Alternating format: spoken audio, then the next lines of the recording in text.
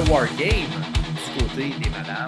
Donc, l'équipe des gentilles, Rhea Ripley, Bianca Belair, Naomi, Io Sky, et c'était supposé être Jade Cargill, mais quelqu'un l'a attaqué, l'a pitché sur un char, et c'est maintenant Bayley qui prend sa place, et ils vont affronter le Judgment Day, Liv Morgan, Raquel Rodriguez, qui sont mis en équipe avec les anciennes ennemies un peu de Liv Morgan et Raquel Rodriguez, Nia Jax, Tiffany Stratton, et Candice LeRae qui a intégré un peu ce duo-là de Tiffany et Nia. Donc, écoute, la construction du match, c'est celle que je vais être un... Ben, non, c'est quand même simple aussi, LA Knight Nakamura. Celle-là, je trouve, est un tantinet tiré par les cheveux. Je pense qu'il y a beaucoup de trucs à l'intérieur du match pour avancer. Comme le match va être intéressant au niveau du storyline, mais pourquoi les gentils se mettent en équipe et pourquoi les méchantes se mettent en équipe, c'est là que je trouve que c'est un petit peu tiré par les cheveux. C'est vraiment juste toutes les gentils contre toutes les méchantes parce qu'on ressort du pay-per-view où on a eu un affrontement Liv contre Nia. Exactement, les deux championnes qui sont affrontées à Crown Jewel. Et puis que, tu sais, ils s'aimaient pas, là. Ils se détestaient pas mal. Il y avait des cadres de « je vais cacher sur toi ». Donc, est-ce que cette... Puis là, on dirait qu'on a mis ça de côté. Je pense qu'on va le ramener à l'intérieur du match, ces tensions-là. Mais depuis le début de la construction, on les met de côté, les tensions. On les met pas vraiment de l'avant. Et de l'autre côté, un peu la même chose. Et là, le meilleur exemple, c'est Io et Bayley, qui, il y a à peine 6 mois, s'affrontaient pour un match de ceinture, pour un gros build-up, qui est pas partie de Royal Rumble jusqu'à WrestleMania. Et là, ben, on est dans la même équipe, on est redevenus amis. On a de voir si on va nous mettre de l'avant, ces tensions-là. Et évidemment, qui a attaqué Jade Cargill? Ça pourrait être une question également. Est-ce que vous pensez que c'est quelqu'un qui est dans le match qui a attaqué Jade Cargill? Est-ce qu'il y aura un turn? Parce qu'il y a quand même beaucoup de potentiel à turn dans des deux côtés. Là, Tiffany pourrait turner de l'autre bord. Liv pourrait tourner contre son équipe. De l'autre côté, ben, peut-être que Bayley et Io, ça marchera pas. Peut-être Bianca va être contre quelqu'un. Peut-être Rhea, à part être la personne dominante, ben, elle n'a pas vraiment d'amis autre que ça dans cette équipe-là. Et moi, ma petite prédiction, l'impression que Bayley est peut-être la personne responsable de Jade Cargill. Qu'elle a été ajoutée pour la remplacer. Est-ce que c'est une manière d'intégrer cette équipe-là et venir, je sais pas, concrétiser un heel turn quelconque? C'est quand même rapide si c'est le cas, parce qu'on l'a même pas gardé 1 an comme gentil. Mais son ajout me laisse perplexe. Je trouve, peut-être c'est juste pour qu'on se trouve une gentille, puis Jade est blessé, puis il fallait qu'on trouve qu'il y a une remplaçante de dernière minute. Mais j'ai l'impression qu'on va vouloir le justifier au niveau de la storyline, tout ça. Fait que toi, qui as-tu, et dans la construction, comment t'as trouvé ça? Oui, ben écoute, je vais y aller ailleurs pour... premièrement, je pense pas qu'on va savoir au pay-per-view qui a attaqué Jade Cargill. Je pense que ça va faire partie d'une histoire plus à long terme.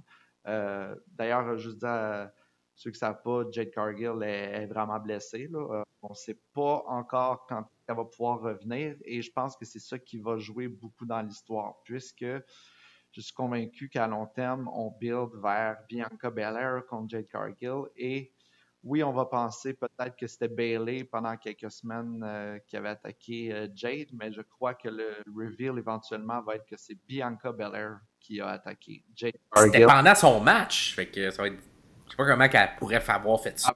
Ils l'ont trouvé pendant son match. Ouais. Ils l'ont trouvé, puis elle a comme hésité à est-ce que je reste là ou je m'en vais en arrière. Moi, j'aimerais ça qu'il aille vers ça. Quelque chose d'autre aussi que j'aimerais qu'il aille vers, c'est quelque chose qui n'a jamais été vu. Ça serait un cash-in pendant un War Games. Les deux championnes sont là. Tu peux aller d'un bord ou de l'autre. C'est sûr qu'on préférerait que Tiffany Stratton cash-in sur Nia Jax. Mais là, justement, dans l'histoire, là, ils sont redevenus plus amis. Là. Il n'y a plus tant de tension de « je vais-tu cash-in, je vais-tu pas cash-in ». On est vraiment dans le heel contre face pour le War Games match. Ouais.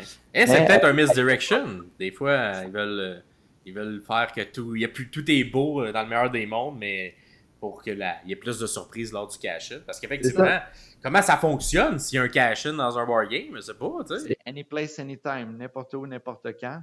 Mais c'est un deuxième match qui vient. Pendant un match, puis avoir un match à l'intérieur. Non, mais imagine, Tiffany Cashin, là, elle pin tout de suite la championne de son choix, puis elle fait juste se sauver avec la ceinture, puis le match continue, par exemple. Un Ben, exemple. ça serait très intéressant de le faire. Écoute, est-ce que ça. En tout cas, j'ai hâte de voir. Si on le fait vraiment comme ça, en plein milieu de match, ça va être difficile pour la foule de rester, si on veut, intéressé par ce qui va suivre, parce que c'est tellement big ce qui vient de se passer dans le milieu du match. Donc, il va falloir que les filles qui restent, soit que le match se termine pas longtemps après ça, ou qu'il y ait vraiment des spots incroyables pour que les gens restent. Parce que tu vas vouloir en parler avec les gens autour de toi. Ce que tu viens de vivre. Fait que ça va être comme un peu dérangeant. Fait que j'ai hâte de voir, oui. Ça serait ultra intéressant, cependant. Ça pourrait être après le match aussi, pour rendre ça un peu plus sympa à comprendre. Mais non, ça, je crois qu'en fait, pour la prédiction du match, ça va être les Babyface qui vont gagner parce que justement, ils risquent d'avoir une distension à l'intérieur du groupe des Heels. Donc, un pin, peut-être Bayley va faire gagner l'équipe, puis là, tout le monde va être content. Tout le monde va être content. Éventuellement, ça va faire que peut-être que Bianca va se mettre à faire semblant que c'est Bayley qui a attaqué Jade juste avant le reveal, que ce serait Bianca éventuellement. En tout cas, je sais pas. Mais c'est pas mal sûr que les Faces gagnent de mon côté. J'ai hâte de voir Dashing Rhea Ripley dans ce Rhea Ripley, Cody Rhodes à cause du masque.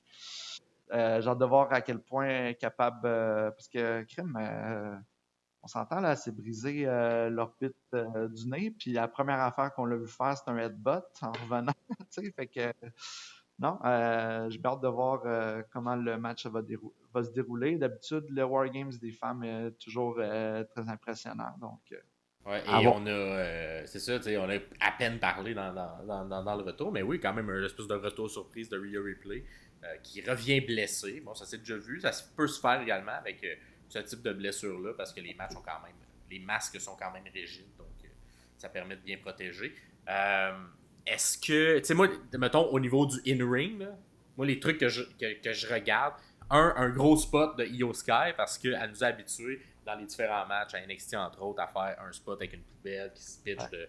C'est elle qui a participé à tous les Wargames matchs depuis le début. Ouais. Et fait que je m'attends à un spot créatif, original du côté d'Io Sky, que j'ai hâte de voir qu'est-ce que ça va être. Du côté des dames, des méchantes, je vais y aller avec Candice LeRae, parce que tabarouette, c'est enfin une occasion d'avoir la Candice LeRae de la scène indépendante qui saigne peut-être, qui est amochée, puis qui nous sort un match. J'espère qu'on va la laisser être dans un côté plus violent, comme on l'a jamais vu faire à la WWE, mais comme elle a déjà fait beaucoup sur la scène indépendante. Fait que s'il y a quelqu'un qui pourrait shiner, voler le show du côté des méchants, de toute façon, Candice LeRae, au niveau in-ring, elle est bonne, puis si on commence à mettre du sang dans l'histoire, ça pourrait avoir un gros impact. Et écoute, je pense pas que ça va se rendre jusqu'à un moment de même à la Becky Lynch, mais si les gens, pour la première fois, la voient dans cette lumière-là, ça pourrait peut-être décoller quelque chose avec une run plus crédible, parce qu'on s'entend, depuis qu'elle est là, elle sert de jobbers, puis elle accompagne un peu plus les nouvelles, mais de la mettre en haut de la carte, puis être légitime, ça pourrait être une manière de le faire. Fait que c'est les deux personnes que j'attends le plus, ou que j'ai hâte de voir comment on va les construire. Évidemment, Tiffany Stratton avec sa valise, ça pourrait vraiment être intéressant que tout ça arrive. Comme toi, je vais y aller avec les gentils qui remportent, puisque j'ai l'impression que beaucoup de méchants, en tout cas, si je ne fais pas gagner les gentils à ce moment-là, on va tomber dans un effet de... Il y a pas mal de méchants qui vont gagner cette carte-là, fait qu'il faut qu'à un moment donné, les gens soient contents du gagnant ou des gagnantes dans ce cas-ci.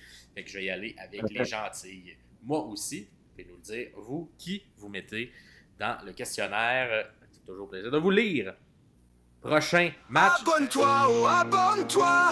Les sommeliers, c'est l'endroit pour la lutte et ses moments forts. 2 fois semaine, c'est notre accord.